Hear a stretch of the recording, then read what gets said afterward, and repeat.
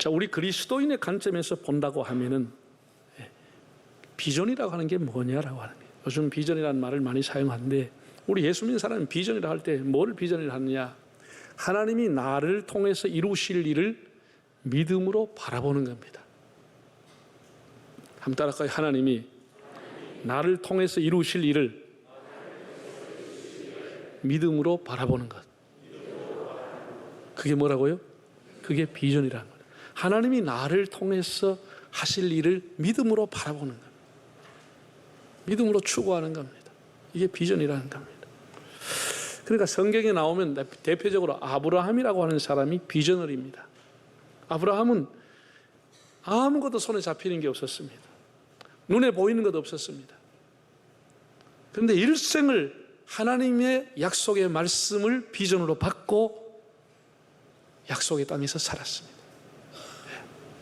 하나님이 자기를 통해서 이루실 일을 믿음으로 믿고 그렇게 사는 거예요. 모세나 여호수아 다 비저너리입니다. 지금은 그들의 삶이 고달픈 노예의 삶이지만 하나님이 반드시 가나안 땅으로 돌아가게 하겠다고 하는 이 약속을 붙들고 평생을 비전을 위해서 헌신하고 그 비전을 이루는 사람이 된 것입니다. 지금은 그들의 눈에 보이는 게 없었습니다. 하나님이 주신 약속을 믿음으로 믿고 추구하고 헌신하고 살았다고 하는 겁니다. 그런 의미에서 사람의 크기라고 하는 것은 비전의 크기와 같구나 하는 생각을 하게 됩니다. 여러분, 바울을 보세요. 엄청난 시련을 겪고 그가 복음을 전하는 곳마다 사람들이 조직적으로 반대하고 핍박하고 돌을 던지고 정말 감옥에 가고 고통당했습니다. 그런데 그는 평생도록 예수 그리스도가 자기에게 주신 이방의 사도라고 하는 이 비전을 가지고 땅 끝까지 복음을 전하는 일을 위해 헌신을 했습니다. 비전에 자기의 생애를 바친 겁니다. 여러분들은 무엇을 바라보고 살아갑니까? 여러분 뭘 붙들고 살아갑니까? 여러분들을 이끌어가는 힘, 나를 이끌어가는 동력, 그게 뭐라고 생각하세요? 어느 집에서 가장이 하도 무슨 나가면 물건을 잘 잃어버려서 아내가 비가 오락가락하는 날 새 우산을 주면서 오늘도 비가 오락가락하니 당신이 또 잃어버릴 것 같은데 절대로 우산은 좀 어디 가든 좀 잘 챙기고 이러지 말고 꼭 이 우산 꼭 챙겨가서 오라, 그렇게 당부하고 줬다는 거예요. 그래서 남편이 하루 종일 지하철도 타고 버스도 갈아타고 하면서 이 장사를 하고 이렇게 이제 우산을 갈 때마다 우산을 꼭 붙들고 있다는 거예요. 그래서 저녁에 이제 집에 돌아오는데 우산을 딱 잡고 집에 돌아옵니다. 오늘 집에 가면 야 잘했다, 용하다, 어떻게 안 이러냐 칭찬받겠구나 하고 집에 돌아왔습니다. 저녁에 집에 왔어. 여보, 내가 오늘 우산 안 잃어버리고 가왔다. 그러니까 그 아내가 우산은 가운데 돈가방은 어디 갔는겨 그들은.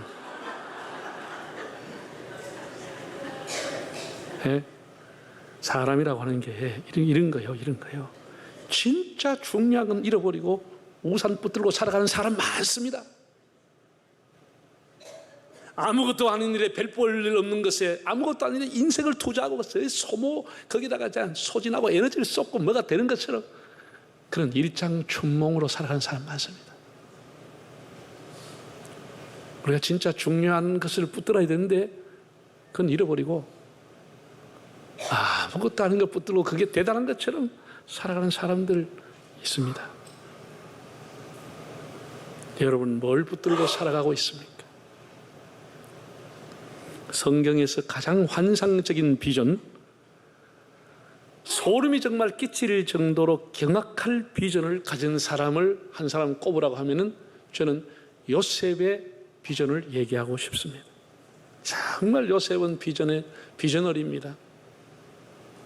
요셉의 비전은 애굽의 국무총리가 아니었습니다. 애굽에서 뭐 잘 먹고 잘 살고 출세하고 떵떵거리고 뭐 권력 행사하고 그게 아니었습니다. 요셉의 가장 큰 비전은 처음에는 몰랐습니다. 살아가면서 하나님 앞에 받은 겁니다. 지금은 어쩔 수 없이 애굽에 살고 있지만 때가 되면 반드시 약속의 땅으로 갈 날이 올 것이다 라고 하는 비전을 받았습니다. 그 비전을 가슴에 품고 살았습니다. 그러던 중에 아버지 야곱이 돌아가시게 됐습니다. 여러분, 성경에 나오는 수많은 사람들 중에 장례식을 가장 거창하게, 가장 장엄하게 치른 사람이 야곱의 장례입니다. 야곱보다 지금도 야곱 같은 장례는 거의 없습니다. 대단한 장례식을 했습니다. 요셉이 어렸을 때 남동생 베냐민을 놓다가 엄마 라헬이 상고를 견디지 못해서 죽었습니다. 그러니까 그 아버지 야곱이 너무 애련한 마음으로 그 요셉과 베냐민을 많이 챙겼죠. 사랑하고 채색을 입혀주고 했죠. 그것이 또 미움의 대상이 되기도 했습니다만은, 죽은 줄 알았던 요셉이 참 만년에 애굽에 살아있다는 소식을 듣고 한 걸음에 그냥 달려왔습니다. 야곱이 우리말로 하면 모든 것을 정리해서 와서 완전히 이민을 와버렸습니다. 요셉에게.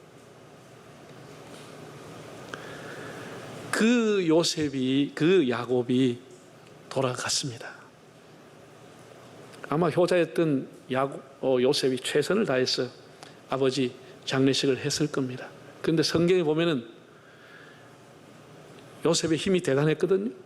애굽이라는 나라는 또 미라를 만들고 그런 문화가 발달되기 때문에 40일 동안 아버지의 미라를 처리했다고 그랬습니다.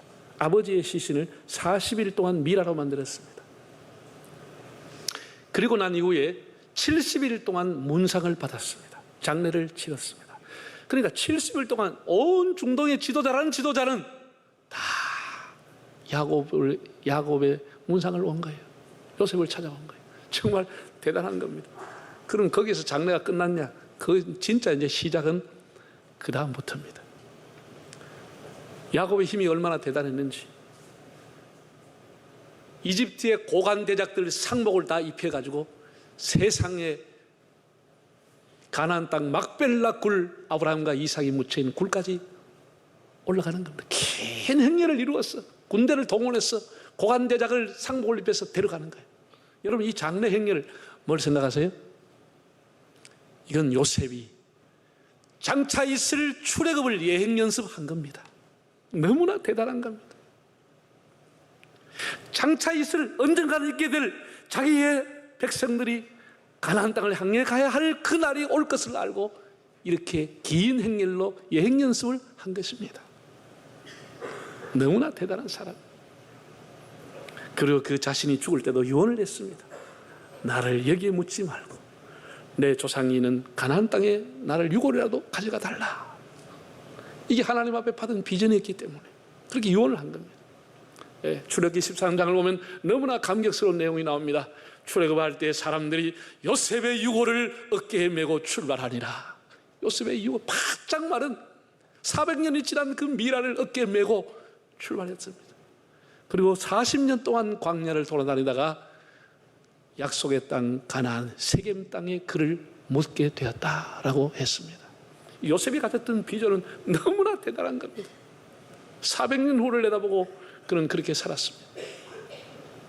요셉을 통해서, 다윗을 통해서, 예수 그리스도를 통해서 하나님께서 우리에게 주시는 비전이 뭐냐? 하나님 나라에 대한 비전인 것입니다. 우리는 이 땅에 살면서 하나님 나라라고 하는 비전을 가지고 살아가고 있는 것입니다. 아브라함, 이삭, 야곱, 요셉, 다윗 다 우리 보면 개인적으로 흠이 있고 개인적으로 보면 다 부족한 면이 있었지만 그들이 역사의 족적에게 남는 이유는 내일을 잉태하는 삶을 살았다고 하는 것. 오늘에 매몰되지 않고 현실에 자기의 삶을 팔지 않고 하나님이 주신 비전을 가지고 내일을 보고 미래를 보고 살아갔다고 하는 것이 그들의 인생을 위대하게 만들었습니다. 오늘 성경 본문에 느헤미야라고 하는 사람이 나옵니다. 느헤미야는 모든 사람이 부러워하는 선망의 자리, 황제의 최측근이었습니다. 그러나 그는 자기 민족이 고통당하고 예루살렘 성이 황폐하다는 얘기를 듣고는 눈물로 기도하며 하나님의 뜻이 어디에 있는지를 늘 물었습니다. 하나님 앞에 기도하며 늘 묻는 가운데 하나님이 자기에게 주신 비전을 깨닫게 된 겁니다. 그리고 아무에게도 말하지 않고 하나님이 주신 비전을 이룰 것을 하나하나 차곡차곡 준비하게 됩니다. 자, 2장 12절에 한번 읽어볼까요? 내 하나님께서 예루살렘을 위해 무엇을 할 것인지, 무엇을 내 마음에 주신 것을 내가 아무에게도 말하지 아니하고 밤에 일어나 몇몇 사람과 함께 나갈새 내가 탄 짐승 외에는 다른 짐승이 없더라. 하나님이 예루살렘을 위해서 너가 무엇을 해야 될지를 내 마음에 주신 것이 있다라는 거예요. 이게 뭐예요? 이게 비전이라는 거예요. 하나님이 내 마음에 주신 것이 있다라는 거예요. 네가 예루살렘을 위해서 뭘 해야 된다? 하나님이 줬다라는 거예요. 조선어 성경에 보면 이렇게 기록되어 있습니다. 나의 하나님께 받은 사명과 예루살렘에 온 목적을 아무에게도 알리지 않은 채. 하나님께 받은 사명이라고 그랬습니다. 예루살렘에 온 목적이라고 밝혀놓았습니다. 하나님이 내 마음에 주신 것, 그게 비전이고 그것이 곧 사명인 것입니다. 그 비전은 어마어마한 것이었습니다. 무너져가는 예루살렘 성을 수축하고 유대 공동체를 회복하라고 하는 비전이었습니다. 그건 가슴에 담고 1단계로 그 비전을 위해서 준비하게 됩니다. 그 비전을 이룰 날을 위해서 기도하면서 준비하는 겁니다. 여러분, 비전이라고 하는 것은 하루아침에 나타나는 것은 아닙니다. 오랜 기다림, 오랜 기도가 필요합니다. 느헤미야는 그 바쁜 중에 하나님 앞에 기도했습니다. 그는 당장이라도 예루살렘에 달려갈 마음이 있었지만 하나님이 주실 때를 기다리고 기도했습니다. 기다릴 줄 아는 것은 큰 덕입니다. 아직 알이 덜 차고 덜 익었는데도 뛰쳐나가면 안 되는 것이죠. 여러분, 농사를 짓는 사람은 다 알지만은 나락이 키가 크다고 해서 열매까지 다 올지게 맺혀 있는 게 아닙니다. 여름철에 비료를 주거나 퇴비를 많이 주면은 벼가 웃자라게 되는 거예요. 키가 번쩍 커버려요. 키가 큰데 줄기는 가늘어지고 열매는 없는 거예요. 열매가 여물질 않아요. 너무 일찍 커버리면. 사람도 너무 일찍 크고 너무 웃자라면 성공한 것처럼 보이지만 열매가 없게 되는 거예요. 모든 것이 다 때가 있습니다. 곡식이든 과일이든 다 때가 되어야 여물지 키가 크다고 열매가 되는 게 아닙니다. 비전이 있으면 기다리며 기도하고 내공과 실력을 키워가면서 그 때를 기다리는 겁니다. 느헤미야 보세요. 그냥 울고 있었습니까? 그냥 기도만 했습니까? 이 사람은 구체적으로 계획을 세웠습니다. 예루살렘 성을 중수하려면 자기가 해야 될 일, 왕에게 허락받아야 될 일, 기간은 얼마며 물자는 뭐가 필요하며 이런 모든 것을 상황을 예상하고 하나하나 조목조목 마음속으로 준비하는 겁니다. 만약에 어떤 사람이 재산이 있어서 아들에게 사업을 물려준다. 그럼 야, 내가 이제 네한테 사업을 물려줄게. 그럼 뭐 아들이 아무것도 안 하고 아버지를 쳐다보고 아버지 한 달이 됐는데 왜 안 줍니까? 아버지 석 달 됐는데 왜 안 줍니까? 그렇게 졸른다고 될 일이 아니죠. 아버지가 그렇게 말이 했지만 물려줄 때가 돼야 물려주는 거예요. 얘가 물려받을 준비가 돼야 물려주는 것이지. 아니면 물려주면 날아가니까. 물려받을 준비가 됐을 때 그래 이제 내가 물려주마 그런 거 아니에요. 우리가 하나님 앞에 비전을 받아도 우리가 내공을 쌓고 실력을 쌓고 자기가 준비를 할 때 하나님이 때가 되면 그걸 맡겨지는 겁니다. 예? 여러분, 하나님의 일은 우리가 성경을 보면 하나님의 일은 다 기다리는 겁니다. 하나님은 항상 어떤 일을 하기 전에 기다리게 하십니다. 이게 철칙이고 원리입니다. 하나님의 일은 그냥 되어지지 않습니다. 다 사람이 어떤 대가가 지불돼야 되고 많은 시간이 가야 되고 기다림이 있어야 되고 이런 것이 과정이 통과될 때에 비로소 때가 오는 겁니다. 조건 없이 대가 없이 그냥 오는 게 아닙니다. 하나님 일도 그런 거예요. 공고로 되어지지 않아요. 기도만 한다고 되느냐? 준비해야 돼. 준비해야 돼. 머리만 쓰고 있으면 되느냐? 기도해야 돼. 이 두 가지를 같이 하면서 준비하는 거예요. 느헤미야는 하나님이 주신 비전을 품고 조용하게 이 일을 기도하면서 준비한 거예요. 예. 여러분, 당시로는 4km에 이르는 성을 중수한다고 하는 토목공사로서는 큰 공사로 하는 겁니다. 그게 무슨 장비가 있습니까? 재료가 있습니까? 일꾼이 준비되어 있습니까? 사람들이 할 마음이 있습니까? 오히려 대적자들이 우르르 방해하는데 이거 준비 없이 그 일을 어떻게 하겠습니까? 준비한 만큼 일하는 겁니다. 그래서 그는 느헤미야는 기도하면서 하나님 주신 비전을 이룰 날을 준비를 했다는 겁니다. 우리가 살아가면서 이게 하나님이 주신 비전인지 내 마음에서 나오는 야망과 욕망인지 이걸 분별할 수 있어야 되거든요. 이건 너무도 간단합니다. 너무도 간단합니다. 그건 어렵지 않아요. 사람의 자기에게서 나오는 욕망과 야망이라고 하는 것은 다 자기를 위한 겁니다. 내가 편하고, 내가 잘 나가고, 내가 성공하고, 내가 좀 더 좋은 자리에 가고, 내가 영광을 누리는 것. 그거 다 하나님 주신 비전이 아니고 자기에게서 나온 겁니다. 그건 야망입니다. 하나님이 주신 비전은 자기가 어떤 자리에 있든지 희생을 감수하고서도 하나님을 영화롭게 하는 겁니다. 하나님을 기쁘게 해드리는 겁니다. 하나님의 이름이 거룩히 여김을 받는 일에 자신을 드리는 것입니다. 이게 참 경계선이 모호하고 어려운 겁니다. 우리가 목적이 뭐냐라는 것이지. 교회가 부흥된다. 사업이 잘 된다. 그럼 그 목적이 뭐냐라는 것이죠. 성공했다는 소리를 듣고 싶었어. 사람에게 좀 떵떵거리고 살고 싶었어. 이런 것들이 우리가 다 자기 속에서 나는 야망과 욕망인 것입니다. 이런 것은 다 일장춘몽에 불과한 겁니다. 예. 여러분, 성경이 이렇게 말했습니다. 마음의 경영은 사람에게 있어도 말의 응답은 여호와께로부터 나느니라고 했습니다.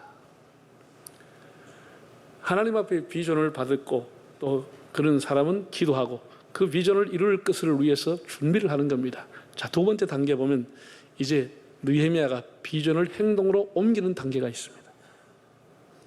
느헤미야는 유대 총독으로 부임을 했습니다. 여러분, 그 수상공에서 세상에 여기에 예루살렘 성까지 오는 과정이 얼마나 험난했습니까? 그동안 얼마나 많은 에너지를 소모하고 여기에 왔습니까?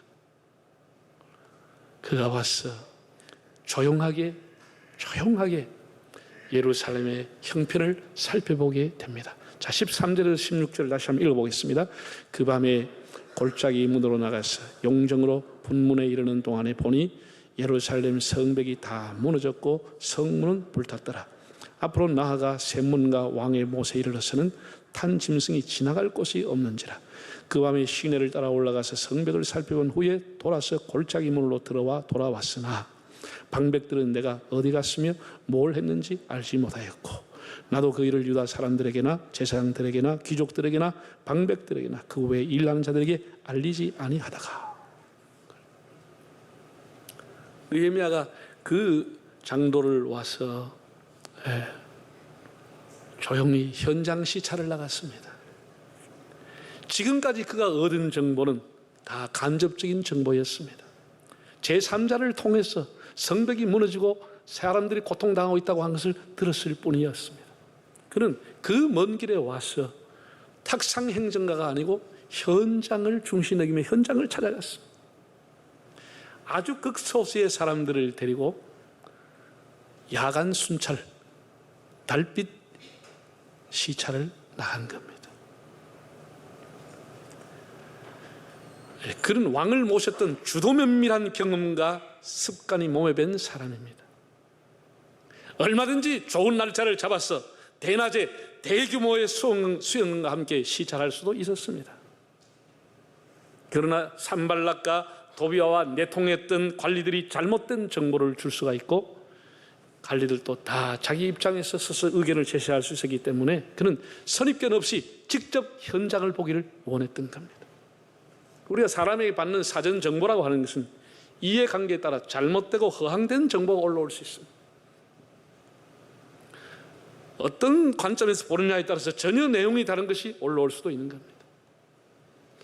그런 현장을 돌아보면서 불탄 성문, 허물어진 성벽, 사람이 지나가기 힘들 정도로 방치되어 버려져 있는 현장을 보게 됐습니다. 그리고 돌아와서 설계도를 그렸습니다. 4km에 이르는 벽을 중수하기 위해서 42개의 구역을 나누고 10개의 성문을 달고 4개의 망대를 세워야 되겠다는 설계도를 다 그렸습니다.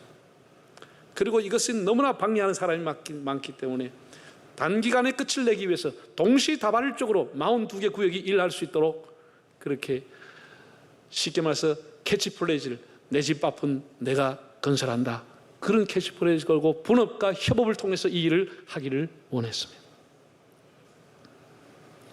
너무나 대단한 설계였습니다. 그리고 이제 이것을 실행하는 단계에 있어서 사람들에게 동기를 부여해야 되는 겁니다. 이 일을 할 수 있도록. 여러분, 이것은 지도자가 가지고 있는 굉장히 중요한 리더십 중에 하나입니다. 동기부여입니다. 지금까지 성벽은 방치되어 있었습니다. 13년 이상. 왜? 아닥사스다 왕이라고 하는 사람이 공권력을 가지고 못하게 막았습니다. 유대인들이 처음에는 마음이 뜨거웠지만 왕이 공권력으로 못하게 하니까 다 패배감에 젖어서 10년 이상 세월을 보냈습니다. 이제는 뭐 동원할 사람도 없고 물자도 없고 돈도 없고 열심도 다 사라져버렸습니다. 아무리 새로운 총독이 와서 하자 한들 몇 사람 따라 하겠습니까? 며칠은 하겠지만 다 자빠지는 겁니다. 여러분, 집이라고 하는 것은 새로 짓는 게 쉽지 15년 방치한 걸 새롭게 한다는 건 이제 어려운 일이에요. 이런 것을 알았던 느헤미야는 사람을 움직이는 힘, 그들을 다시 일어서게 하는 힘, 현실은 불가능하지만 그래 한번 해보자 하는 그 힘, 그것은 자기의 연설에서 온다는 것을 알았습니다. 그래서 아주 감동적인 연설을 준비해서 하는 겁니다. 정말 호소력 있게 했습니다. 성경은 짧게 나왔지만 상당히 호소력이 있는 동기부여가 충분한 설교 연설을 한 겁니다. 자, 그 내용을 한번 읽어볼까요? 17절, 18절. 후에 그들에게 이르기를 우리가 당한 공경은 너희도 보고 있는 바라. 예루살렘이 황폐하고 성문이 불탔으니 자, 예루살렘 성을 건축하여 다시 뭘 하지 말자? 수치를 당하지 말자. 또 그들에게 하나님의 선한 소리 나를 도우신 이가 왕이 내게 이런 말씀을 전하였더니 그들이 말이 어떻게 하자고 일어나 건축하자 하고 모두 힘을 내어서 이 선한 일을 하게 되었다 라고 기록됐습니다. 너무 놀라운 일입니다. 이 느헤미야는 유대인들의 마음에 호소를 한 겁니다. 그들의 선민사상, 그들의 정체성, 그걸 호소한 겁니다. 이렇게 우리가 성벽이 무너져서 이방인들이 수시로 드나들고 우리가 공격을 당하는데 우리가 성벽을 세워서 더 이상 수치를 당하지 말자. 우리 유대민의 자존심을 가지자. 더 이상 수치를 당하지 말자. 이렇게 호소한 겁니다. 그리고 거기서 끝나는 것이 아니고 하나님의 선한 손이 나를 도와서 왕의 마음을 움직였어. 왕이 나를 여기까지 보냈는데 이렇게 목재와 사람을 보내주었다. 이런 자기의 간증, 그동안 잊혀져 있던 하나님의 선한 손을 사람들은 떠올리게 됩니다. 그래, 우리의 배후에 하나님이 있지. 이런 가슴에 뜨거움이 움직이기 시작된 거예요. 왕이 나를 도와주었다고 하는 이 결정적인 그런 어떤 증거들, 이런 간증들이 사람들의 마음을 순식간에 움직이게 되면서 사람들이 모두가 다 일어나 건축하자, 힘을 내자 이렇게 했다라는 겁니다. 정말 이 명연설이고 호소력이 있는 동기부여가 충분한 그런 말씀이었습니다. 현재 우리의 위치, 우리가 하는 일의 경중과 상관없이 하나님을 기쁘시게 할 비전을 위해 기도하시기를 바랍니다. 하나님이 왜 나를 세워놓으시는지, 하나님이 왜 나에게 은혜를 주시는지, 내가 어떻게 하면 하나님의 기쁨이 될 수 있을는지, 내 주변의 사람들에게 하나님의 가치를 실현시키며 살아갈 수 있을는지를 여러분들이 기도하시면서 하나님의 비전을 찾을 수 있기를 바랍니다. 나를 통해서 하나님이 하나님 뜻을 이루어 주실 수도 있고, 내 가정과 내 자녀를 통해서도 하나님 뜻을 이루어 주실 수가 있고, 주의 종을 통해서도 이루어질 수가 있고, 여러분의 회사의 사장님을 통해서 여러분의 비전을 이루어 드릴 수도 있는 겁니다. 우리 하나님 앞에 내가 할 일, 내 사명, 나의 비전이 뭔가를 기도하십시오. 너무 오늘에 매몰되어 있지 말고 내일을 잉태하면서 그 비전을 바라보며 살아가는 여러분의 삶이 되시기를 바랍니다.